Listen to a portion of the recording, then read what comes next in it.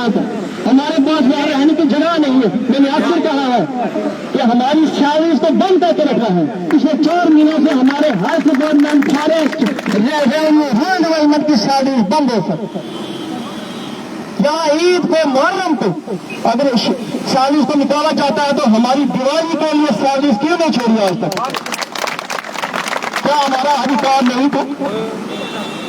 तो मैं आपसे अपील करता हूं, आपका समय है, लोग आपको सुनना चाहते हैं, लोग आपको मुझसे सुनना चाहते हैं। मैं आपको माइक देता हूं, आइए और आप ये बता दें जो खुशखबरी के रेट हम कर रहे हैं वो अपने बोलते हैं, मुझे बोल दें। पूरा डोगरा समाज, पूरे ऑल कैटेगरी एम्प्लॉइज आपके पीछे खड़े हैं। मैं अपील करता हूं और माइक लगाएं, हम आपको इजाजत देते हैं।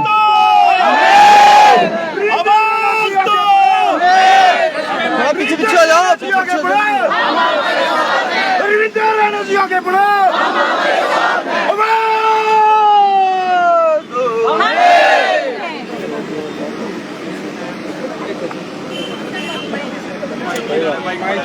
बोलिए भारत माता की जय, भारत माता की जय, भारत माता की जय।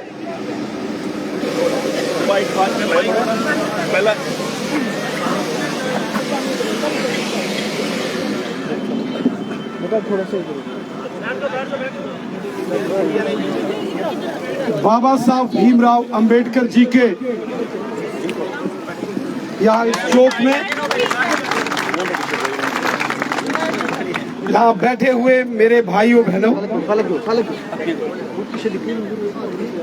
पिछले 130 दिनों से आप जो अपनी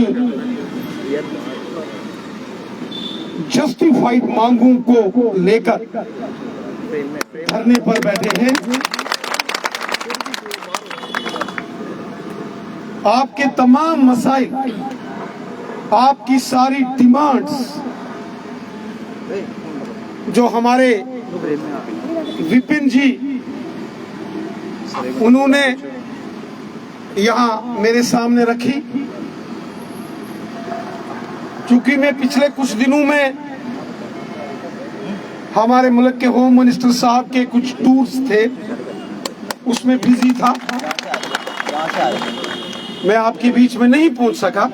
यहाँ से तो पूरा आएगा, यहाँ से सही आएगा। और कल परसों जब मैंने देखा हमारी एक बहन अंजना जी बोल रहे थे तो मेरे कानों में आवाज पड़ी। मैंने कहा लाख काम छोड़ के भी हम अपनी बहन और अपने भाइयों और बहनों के पास जाएंगे। मेरे साथियों, आप सब इस बात को बहुत अच्छे से जानते हो कि जिस रोज हमारी बहन, चाहे वो रजनी बाला जी के ऊपर आतंकी हमला हुआ, या श्री राहुल भट्ट साहब पर हुआ, या इनके अलावा भी कश्मीर के अंदर हमारे साथियों को, भाई बहनों को कोई तकलीफ परेशानी आई और आपने हमारे नोटिस में वो चीज लाई तो हमने उसका तुरंत हल करने की कोशिश की और समाधान हमने किया, क्योंकि हमारा फर्ज है। मुझे किसी ने कहा यहाँ ये जो 2,500 3,000 एम्प्लॉइज हैं, इनका मसला है। मैंने कहा 2,500 3,000 मुलाजमों का मसला नहीं है, ये मेरे भाई बहनों का मसला।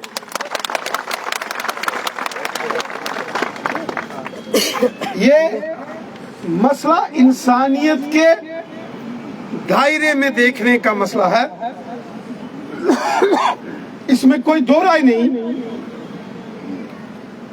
कि इंटर डिस्ट्रिक्ट नौकरियों की जो एडवर्टीजमेंट हुई है हमारी, आप सब की उस एक कानून, एक रूल्स के तहत आपकी अपॉइंटमेंट हुई और धीरे धीरे आप लोगों ने जिस प्रकार वादिये कश्मीर में काम भी किया, बड़ी मेहनत से आपने काम किया।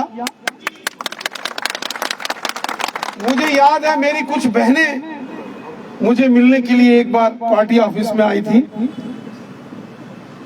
उन्होंने वहां का सारा काम काज किस तरीके से उन्होंने काम किया, मैं ईमानदारी से बताऊं, चैलेंजिंग है, आसान काम नहीं। उसके बावजूद जो दिल में देशभक्ति का जज्बा लेके आपने काम किया, वो वाकई काबिले तारीफ और सलूट करता हूं। आपको याद होगा जब श्री राहुल भट्ट साहब की हत्या हो गई और श्रीमती रजनी बालाजी के ऊपर आतंकी हमला हो गया, बीजेपी का एक डेलीगेशन ऑनरेबल लेफ्टिनेंट गवर्नर साहब को मिला और हमने जो कश्मीर के अंदर काम कर रहे हमारे कश्मीरी पंडित भाई बहन हैं, जो पीएम पैकेज के तहत लगे हैं, जब श्री राहुल भट्ट साहब के ऊपर हमला हुआ और उन्हें बहुत डर और एक भय का माहौल कश्मीर के अंदर बना और जितने भी पीएम पैकेज के तहत काम करने वाले या नॉन पीएम पैकेज के तहत काम करने वाले हमारे कश्मीरी पंडित भाई बहन हैं, उनके मन में एक डर, एक खौफ पैदा हो गया जो कि स्वाभाविक था। कोई भी होता यहां से उस हालात की नाजुकता को देखते हुए, उसकी इंटेंसिटी और सर्कमस्टांसेस को देखते हुए, जब भारतीय जनता पार्टी का एक डेलीगेशन राजभवन में गवर्नर साहब को मिला और आपको याद होगा तब विपिन जी, आप या आपकी टीम का कोई सदस्य हमको नहीं मिला, लेकिन हमने गवर्नर साहब के सामने जब अपनी बात रखी कि कश्मीरी पंडित हमारे भाई बहन, नौजवान बच्चे जो पीएम पैकेज में या नॉन पीएम पैकेज में कश्मीर के अलग अलग डिस्ट्रिक्टों में काम करते हैं, उनके सिक्योरिटी कंसर्न्स हल होने चाहिए, उनको एतमाद में लेके, ट्रस्ट में लेके, कॉन्फिडेंस में लेके हमको काम करना है। वहीं मैंने फौरन ये भी कहा, जो हमारे जम्मू के ऑल रिजर्व्ड कैटेगरीज से बिलोंग रखने वाले हमारे भाई बहन हैं, उनका भी हमको पूरा ख्याल रखना पड़ेगा। और जब मैंने गवर्नर हाउस के बाहर आकर सारे मीडिया को खिताब किया कि कश्मीर में जो खासकर हमारे भाई बहन हैं जो एससी कम्युनिटी से वाबस्ता हैं और इंटर डिस्ट्रिक्ट रिक्रूटमेंट के तहत कश्मीर के अलग अलग डिस्ट्रिक्ट्स में लगे हैं, या एएलसी के लोग भी लगे हैं, आरबीए के लोग लगे हैं, एसटी के लोग लगे हैं, शेड्यूल्ड ट्राइब्स के, ओपन मेरिट के भी हैं, इन सब का ख्याल रखना हमारा काम। और मैंने एलजी साहब को सामने उनके नोटिस में ये सारी बातें लाई। उसके फौरन बाद विपिन जी और इनके साथ 10-12 इनके सारे कार्यकर्ता जो आपने साथी मुलाजिम हैं, बहनें हैं हमारी, वो सब मुझे मिले। हमने एक नोट बनाया, मैं फिर से लेफ्टिनेंट गवर्नर साहब के दरबार में गया। मैंने कहा, उन्होंने कहा हम चाहे पीएम पैकेज में लगे कश्मीरी पंडित हमारे भाई बहन हो, नॉन पीएम पैकेज में लगे हो, या जो रिजर्व कैटेगरीज में अलग अलग डिस्ट्रिक्ट्स में लगे हैं जम्मू रीजन के, हम उनके जेन्युइन कंसर्न्स को हल करेंगे। इसको लेके गवर्नर साहब ने मुझे आश्वासन दिया। मेरे साथियों, कभी कभी आप लोगों को मेरी बात पर गुस्सा आता होगा। बहन हमारी ने भी थोड़ा अंजना जी ने थोड़ा गुस्सा जाहिर किया था कि रैना साहब बोलता है कोई टेक्निकल इशू है। बोला विपिन जी ने बोला, जानते आप भी हो, लेकिन आपको भी पता है कि जो टेक्निकल इशू है वो भी कोई आसमान से नहीं गिरा है, उसमें भी बदलाव करके चीजें ठीक की जा सकती हैं। आवाज दो, आवाज दो। इसलिए जब मैं टेक्निकल इशू बोलता हूं तो इसका मतलब ये नहीं है कि आपका मसला हम हल नहीं करेंगे। आपका मसला यकीनन हल होगा। हमारे मुल्क के ऑनरेबल होम मिनिस्टर जनाब अमित शाह साहब जब 3 दिन के दौरे पर जम्मू कश्मीर में आए थे, उसी दौरान फिर से मेरी मुलाकात हमारे लेफ्टिनेंट गवर्नर साहब के साथ हुई। इकट्ठे थे हम 3 दिन, और एक फंक्शन से बाहर निकलते हुए मैंने एलजी साहब को बोला, जनाब अब मोहतरम होम मिनिस्टर साहब जब जाएंगे वापस दिल्ली, और हम राजौरी, पुंछ और बारामूला, कुपवाड़ा, बांडीपुरा, श्रीनगर से होते हुआ जब मैं वापस जम्मू जाऊंगा और बाबा साहब भीमराव अंबेडकर जी के चौक से निकलूंगा, तो मेरे भाई बहन जो वहां बैठे हैं, जो इंतजार कर रहे हैं मेरा, मैं उनको क्या जवाब दूंगा, मुझे इसका जवाब दीजिए। और मैंने लेफ्टिनेंट गवर्नर साहब को रिक्वेस्ट की, और लेफ्टिनेंट गवर्नर साहब ने इस बात को माना कि इंटर डिस्ट्रिक्ट रिक्रूटमेंट की जो पॉलिसी है, ये गवर्नर साहब ने भी इस बात को माना है कि उसमें बहुत सारे टेक्निकल फ्लॉज हैं जो हमको ठीक करने हैं, ये उन्होंने माना।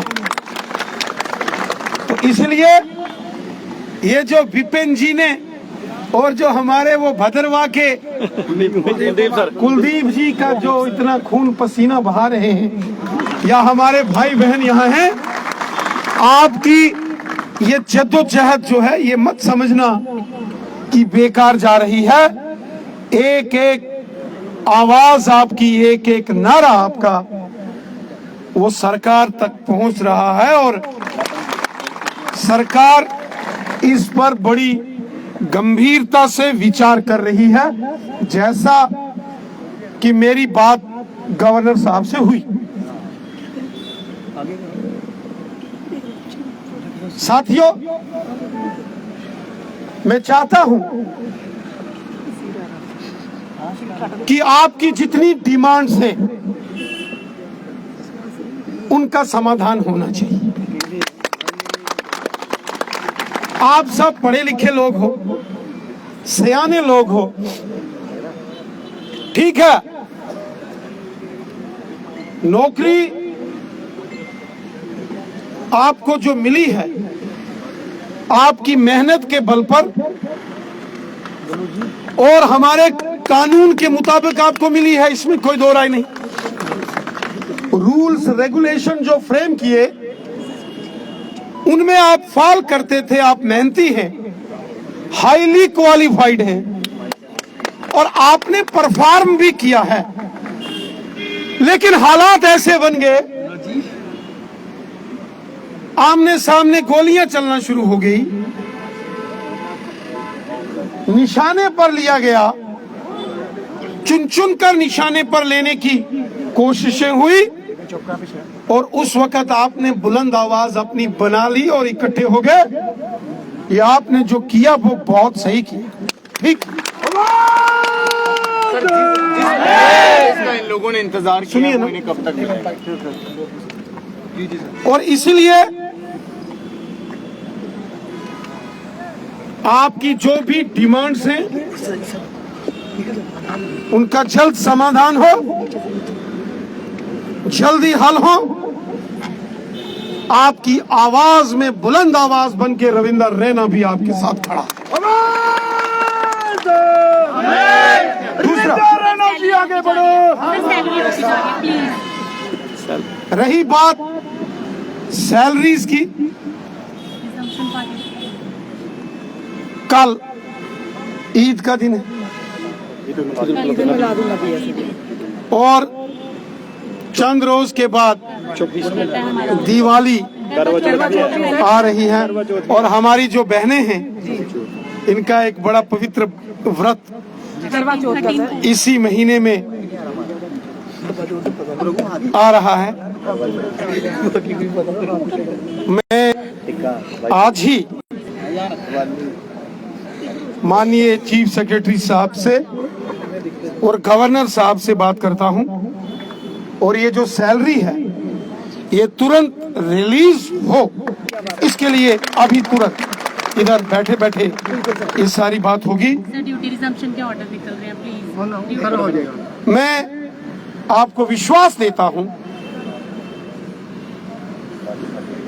कि आपकी एक एक डिमांड के लिए जैसे आप यहां संघर्ष कर रहे हो, रविंदर रैना भी आपके इस संघर्ष का एक साथी है और आपकी बुलंद आवाज बनकर आपके साथ खड़ा है।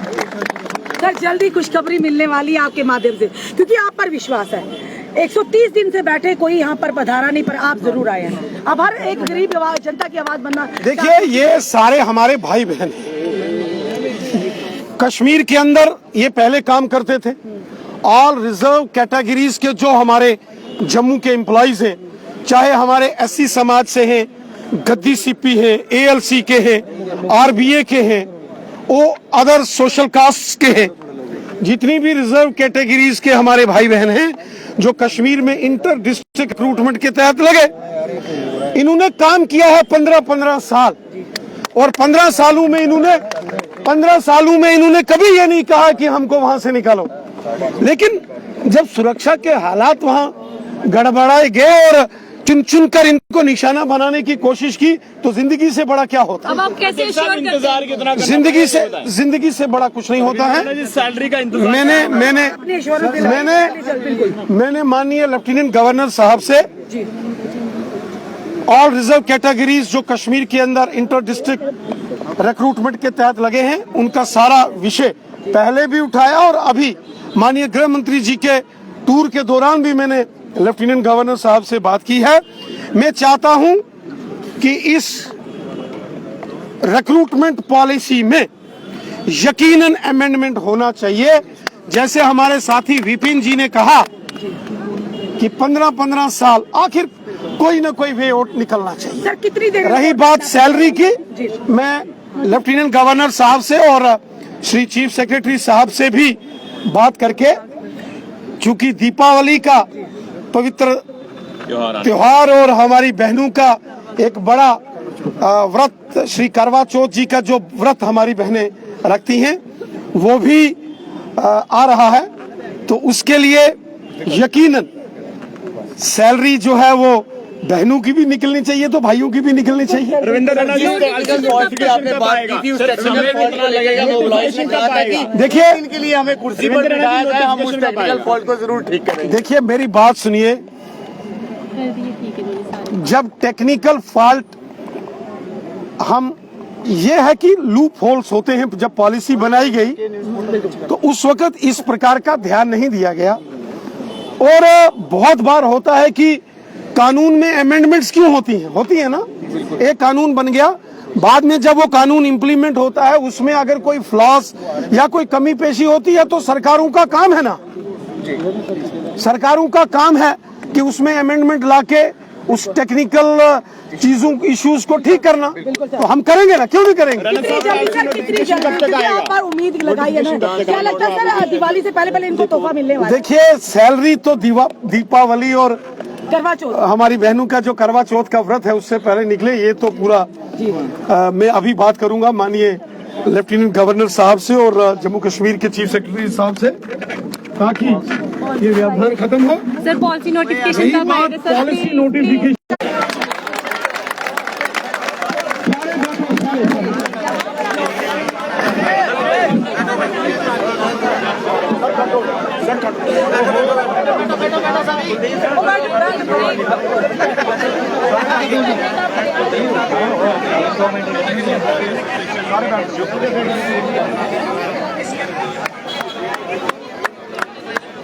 मेरे सारे रिक्वेस्ट सारे थले में आराम करना सारे भी।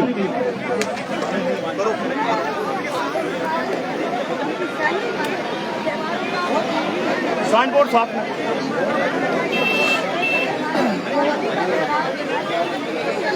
क्या कहेंगे सर, रविंद्र रैना की आश्वासन दिए हैं, क्या कहेंगे? सर हम बड़े खुश हैं कि रविंद्र रैना सर जी ने हमें आश्वासन दिया। हमें पूरी उम्मीद है कि वो हमारी एक ट्रांसफर पॉलिसी हमारे सामने लाएंगे। हम उनका बड़ा धन्यवाद करते हैं कि वो हमारे पास यहाँ आए, हमारी बात सुनी, बड़ी गंभीरता से हमारी बात सुनी है उन्होंने। हमें पूरी उम्मीद है रैना साहब से कि वो हमारा मसला ये हल करेंगे। जिंदाबाद